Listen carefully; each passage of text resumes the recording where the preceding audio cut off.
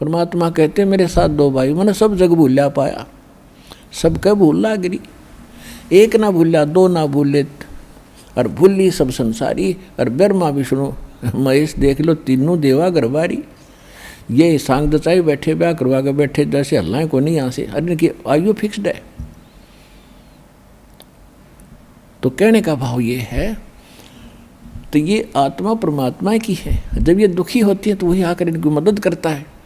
अभी तक हम जैसे हमें पहले कोई दुख आता था, भगवान को याद करते थे और हमारा संस्कार ठीक होता था, तो वो भगवान ही मदद करते थे। हम सोचते थे हनुमान जी ने कर दिया ये काम। अब पता चला हनुमान जी तो एक भगत आदमी थे, तो भगवान के सतर का काम भगत कैसे कर सकता है। और श्री राम और कृष्ण की शक्ति का हमें पता चल गया कि ये किसी के संस्कार में फेर बदल नहीं कर सकते। तो परमात्मा ने वो तथास्तु कर दिया कि ठीक है, उसके पुल को भी हम बनवाएंगे। फिर उसने फिर प्रार्थना की कि द्वापर के अंदर मेरा पुत्र यही विष्णु श्री कृष्ण रूप में जाएगा,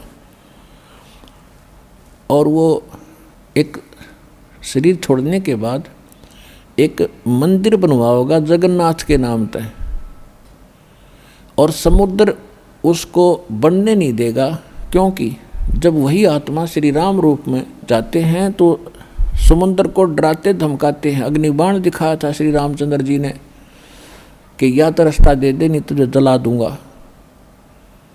तो ब्राह्मण रूप धारण करके समुद्र बाहर आया था, क्योंकि ये समुद्र का जो जल का एक देवता है वरुण, और उसके अधीन ये सभी अन्य छोटे देवता हैं, समुद्र का एक अलग से देवता है।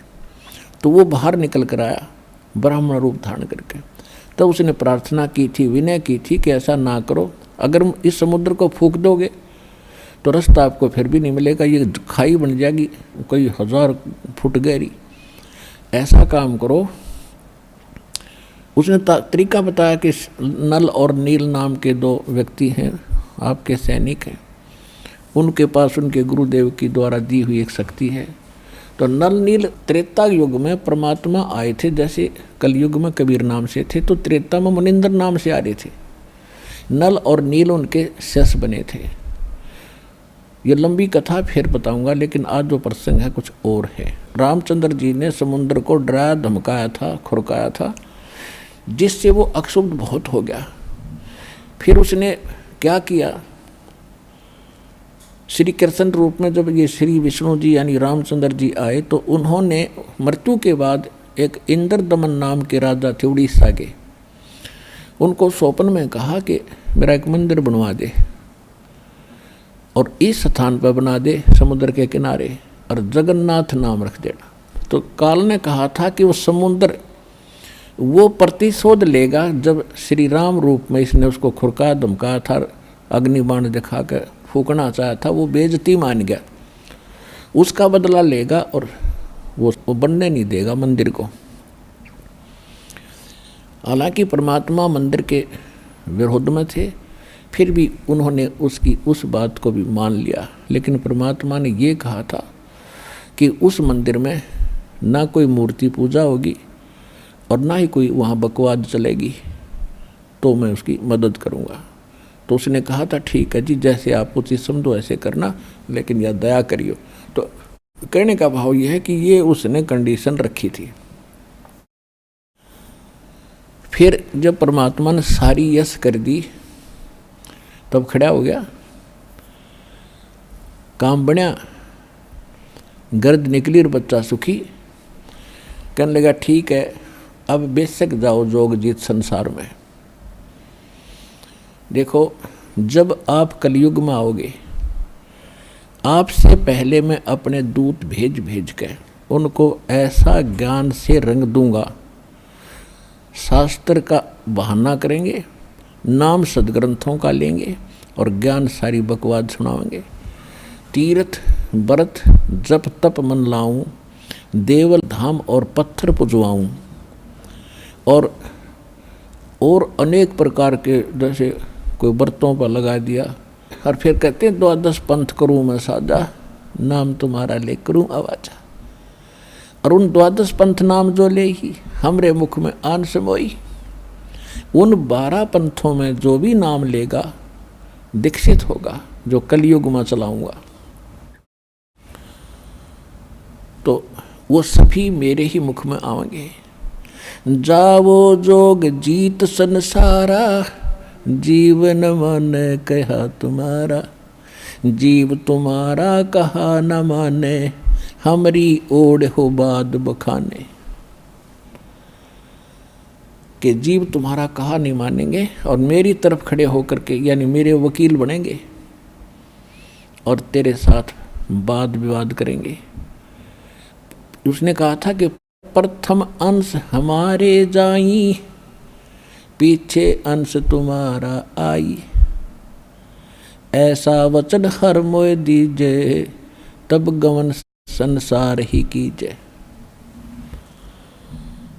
तो यहाँ एक प्रश्न और उठता है कि जो दास बताना चाहता था कि भगवान ने, परमेश्वर जी ने ये 3 युग देने थे, वो तो जानी जान थे। वो जानी जान थे तभी तो दिए हैं कि सतयुग त्रेता द्वापर में आप भगवान को पहचान नहीं सकते। 4 युगों में आए हम मालिक।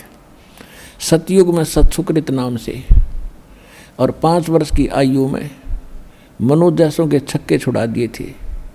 पर ये मानने तभी ना परमात्मा को वामदेव कहने लग गया वो मनु और ये अन्य उसके साथी ब्राह्मण गुरु। वामदेव का अर्थ होता उल्टा देवता। ये कहें ब्रह्मा विष्णु महेश परमात्मा, और परमात्मा के ये तो भक्ति योग्य ही नहीं है, ये नाशवान है, परमात्मा कोई और है। तो इस करके वो निराकार बताऊं परमात्मा के साकार है।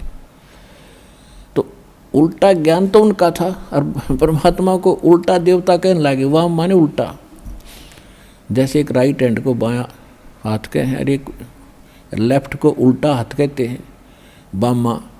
तो वामदेव नाम रख दिया उस मालिक का। और सुना नहीं हमने एक भी, क्योंकि सभी सुखी थे, समय पर खाना आहार था, बड़े बड़े तगड़े शरीर थे, अपना मस्ती कार्य कर रहे थे। ऐसे द्वापर में, ऐसे त्रेता में परमात्मा, सतयुग में सत्सुकृत नाम से, त्रेता में मुनिंद्र नाम से, द्वापर में करुणा में नाम से, और कलयुग में कबीर नाम से। यदि हम इसलिए मालिक आयक हो सके किसी की बुद्धि ठिकाना आ जाए, लेकिन हमने माना ही नहीं। अब मानेंगे, अब हम मान रहे हैं। आप मान गए तभी तो लाखों की संख्या में दास के साथ हो लिए, प्रमाण सामने हैं और आपका समाधान सामने। कितने सुख दे रहा है भगवान, जो भगवान दिया करता है। जिन भगवानों को आप पूजा करते थे उनसे ये काम हुआ नहीं, मालिक नाते ही कर दिए। तो भगवान अब मिला आपको।